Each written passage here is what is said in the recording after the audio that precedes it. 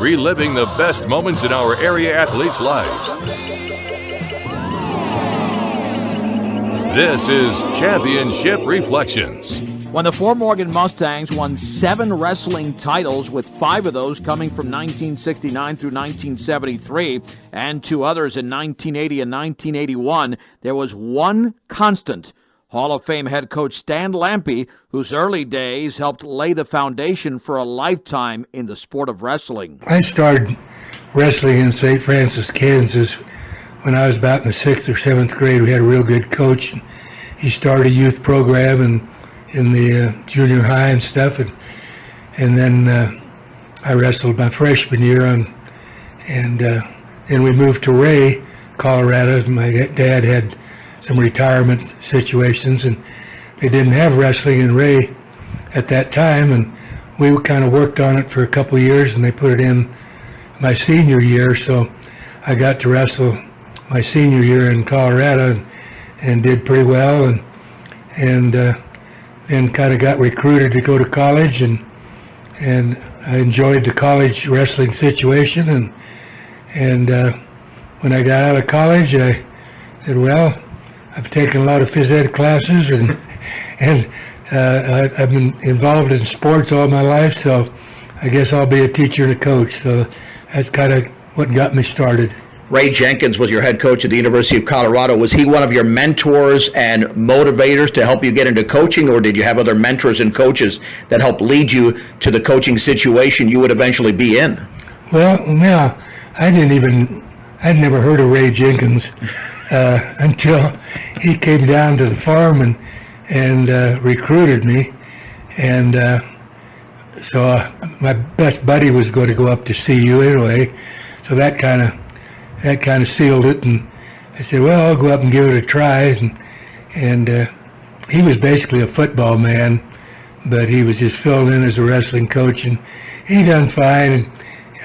He wasn't big in recruiting, and at that time it was quite a different area in 1958, 59 than it is now. And my first year I was over on the Western Slope and got lucky with that one real good kid that took state, and that got the town of Paonia pretty wild and woolly there. And then I got a call from Fort Morgan that old Barney Sanders was going to retire, and he had been a wrestling coach for years, and so I come over and interviewed and took the job, and we kind of got things rolling, and I think it was probably about 63 or 4 we got a youth program started that was kind of modeled after Dr. Dale Thomas of Oregon State, and we modified it a little bit, and we would go over to the elementary school after the regular wrestling season, and I had a bunch of my kids help coach the little guys, and so that kind of got things rolling and got some kids interested and some parents involved, and we from there in 1965 had a real good team and had a couple of state champions, and kind of got things rolling for us there. All right, let's talk about one of those, because Fort Morgan, first of all, has one of the oldest high school wrestling programs. Back in 1939, they were established, so you knew something about the tradition of the program, but as you mentioned, you had to build up that program, and in your tenure, you had two-time state champions. Since you mentioned the mid-'60s, let's talk about Larry Wagner, who was a longtime head coach at Pueblo East, starting from 1970 to the mid-2000s. What type of wrestler was he? Because he was one of the best you've ever had. He was, and he was so easy to coach because he was so eager to succeed, and he was real easy to get along with, always laughing and smiling, but he had kind of a mean streak in him and a very competitive streak, and his 2 workout partners was Bill Teal, who's still in Fort Morgan, and Bobby Torres, and they were involved in a lot of the workouts, and he never gave him an ounce of sympathy. He would work 5, 6 different wrestlers every night in practice and still be ready for more. And he was so competitive and such a great guy. And had tons of success as a coach, and he ended up at UNC as a national champ, and we still are in touch, and we still talk a lot. So, yeah, he was, and Sam Urich was a real good wrestler.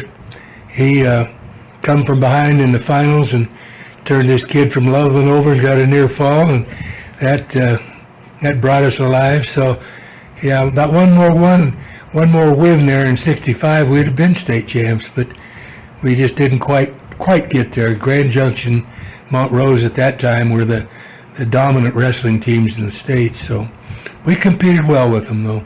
All right, what took your program then to the next level? Because Larry was there in the mid-'60s along with Sam, but then all of a sudden you get to the late '60s, you win your first title about half a century ago in 1969. Did you ever envision that you would roll through 5 consecutive titles, and what did it take just to get to the first title?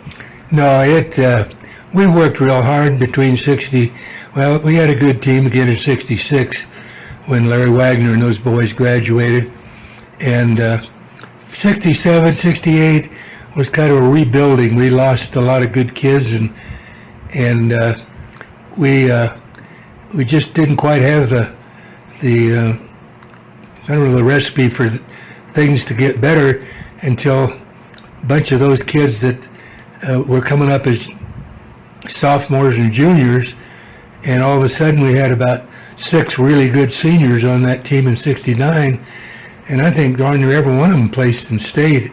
I'm terrible on statistics, so but Bill Bragg was a leader, and he was such a competitive kid and really strong, and he would really go after me. He had great success in college and in international wrestling even after that, and he became a great coach down at Wasson in Colorado Springs, and he just retired a few years ago, and we still are in contact a lot. You went through a stretch, 6 years, without ever losing a dual meet. 59 dual meets in a row, you were victorious. Did you just walk into opposing gyms, opposing buildings, the attitude of and the talent of your wrestlers as well, knowing, hey, we can't lose, we're just this good? You were in such a role, it seemed these wrestlers were unconscious and just wrestling at their very best, meet in and meet out. Well, I never could quite figure it out either. We had such good kids, and they were all experienced from our youth program right up through it. I had let's see, my first 2 or 3 years coaching in Fort Morgan, I didn't have an assistant that knew a thing about wrestling. And Dick Harden came in from Iowa, who had good experience in high school and college. And Dick and I worked really well together.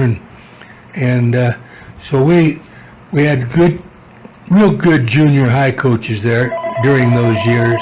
We got along great, and I worked with those guys, and we would send, at the end of the season, when they were just getting really started, because they had to split programs in that era, and I would take 4 or 5 of my good kids over to the middle school or junior high at that time. They had 9th graders. I didn't have any 9th graders on the team until late 80s, I guess, and they worked well with the kids and coached them and got them all interested and motivated, and they all kind of came together there in '69, and gosh, we took, I think, 10 kids to state that year, and almost every one of them placed in the top 4, and we just had really good kids, good athletes and good students, lots of fan support, parents, school administration. It all just snowballed, and I just kind of sat back and enjoyed it because I'd never witnessed anything like that, and it was a real roll. And all of a sudden in '63 or '73, we kind of didn't have quite the overall balance, and we only took 5 kids to state, and they were all good kids, good seniors, and I thought, well, this is the end of it. And they were kind of loosey-goosey, and they weighed in, and I had to give them a pep talk and chew their butts a little bit to get them ready for that first round. And they go out, and I think the first night we won 3 matches by pins and 2 by superior decisions. And boy, they were on a roll, and all 5 of them placed high at state that year, a couple state champs, and others piled in behind them, and everybody was 3rd or better. And we won state with 5 kids, and that was a real surprise. But it was fun, and like I say, great athletes, good to work with, good students. Is 1973, is that the state championship then, the last of the 5 that you remember the most? Some remember the first one because you had been head coach for about 10 years trying to get there. But, Coach, that almost seems unbelievable that you would win a state title with 5 wrestlers. I'm sure from 69 to 72, the other 4 state titles, you had a lot more wrestlers there. But how much do you remember any of the other 4? 73 then stands out the most of those 5? Well, 69 was really special because that was the start of it. And I don't really remember too much about 70. We had a lot of the same kids that carried over.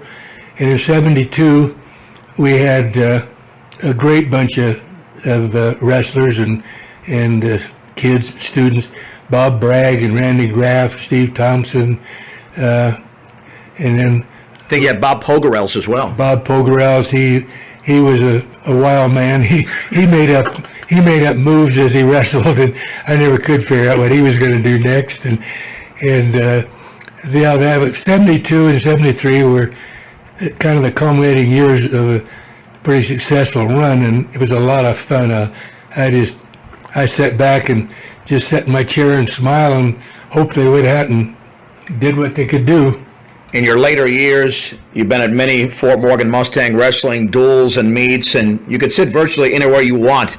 But talk about the atmosphere, the jam-packed gyms. Anytime an opposing school would walk into Fort Morgan High School, it was standing room only?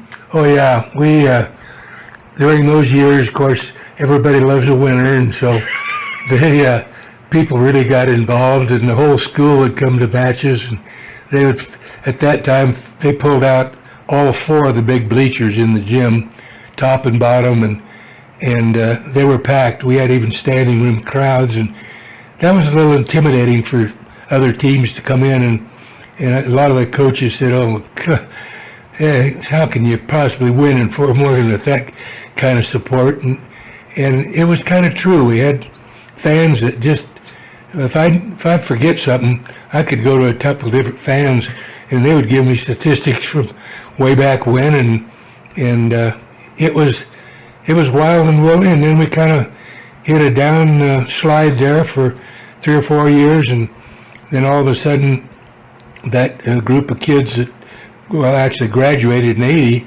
they had good success in 79. We were still on that dual meet winning roll, I guess, up to a point. But yeah, it was a lot of fun, and the year we took state in 80, that was the year they tried something new in Colorado with regional wrestling tournaments after the regular qualifying, and we ended up taking 2 or 3 more kids to state than we would have in the old system, and they all won matches at state, which edged Wheat Ridge by a point or 2.